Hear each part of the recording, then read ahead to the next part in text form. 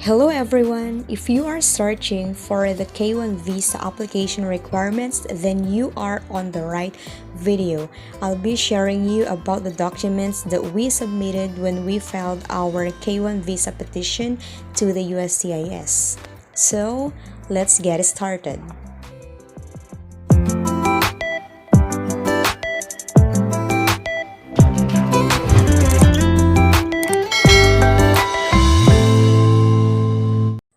In order to qualify for the K1 visa application, here are the main requirements.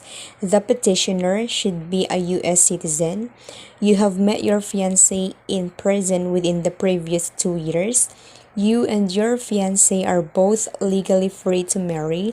You and your fiance intend to get married within 90 days of your fiance's arrival in the United States. You earn a sufficient income to support your fiance, but best to show at least 125% above the US poverty level for your size family, or you will need a co-sponsor. So if you met the requirements I've just mentioned, then here are now the documents that you need to prepare in order for you to file your K1 visa application. We started it with a cover letter.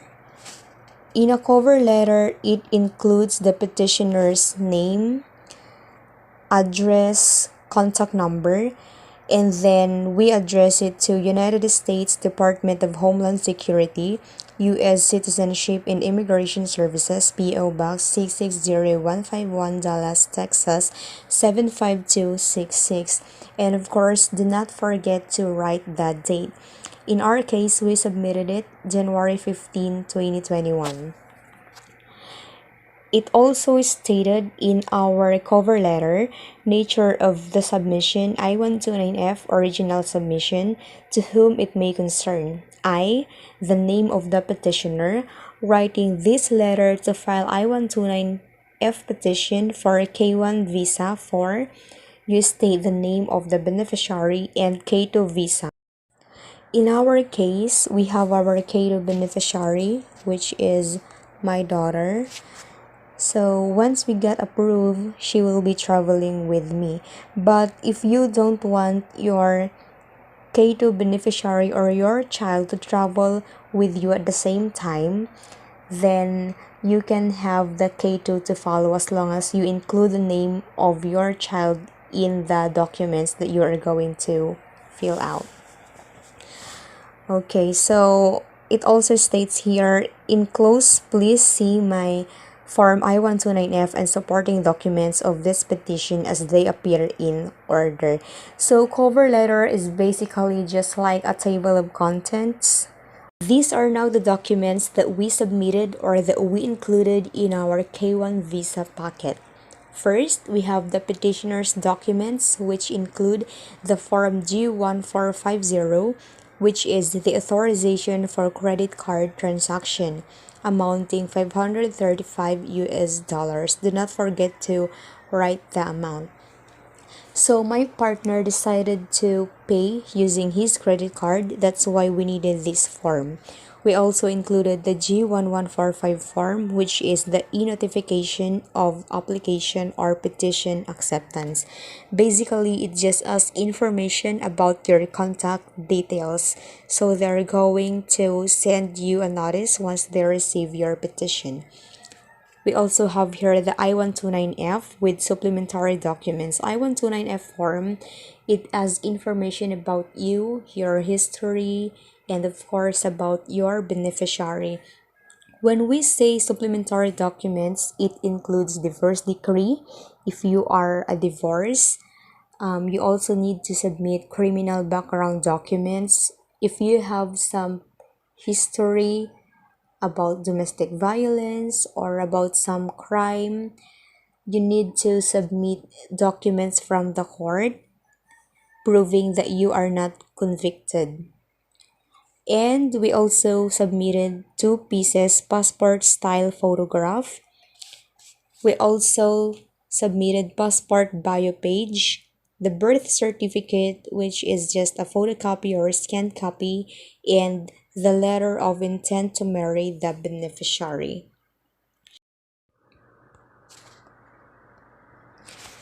So this is what the letter of intent to marry the beneficiary looks like.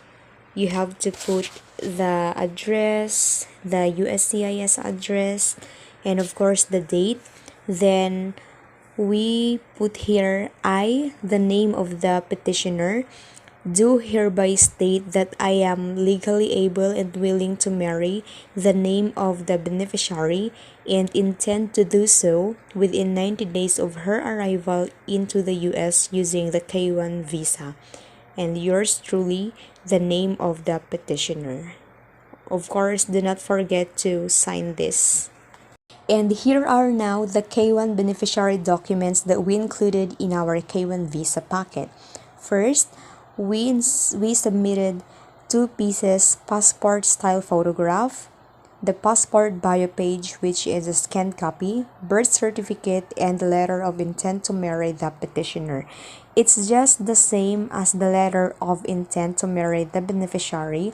You just need to change your address from your beneficiary's address, and of course, I, the name of the beneficiary, is willing and legally able to marry the name of the petitioner. And you also need the signature of your beneficiary in this letter. So in my case, I scanned my signature and submitted it to my fiance. And there, he printed out.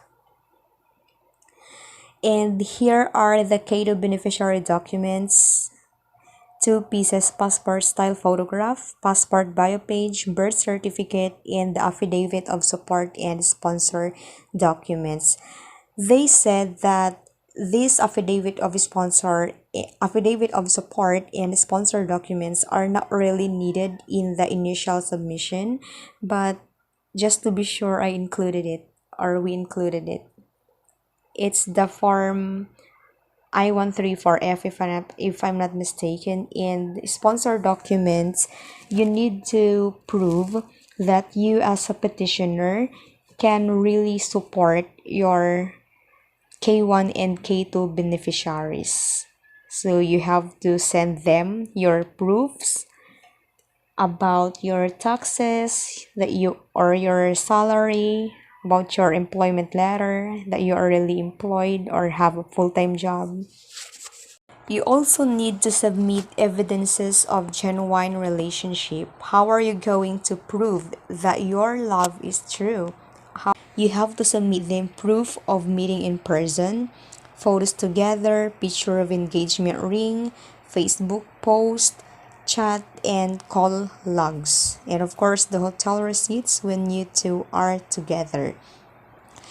Okay, so in our case, we only submitted about 15 pictures because we really did not have any idea yet before about the requirements in K1 visa.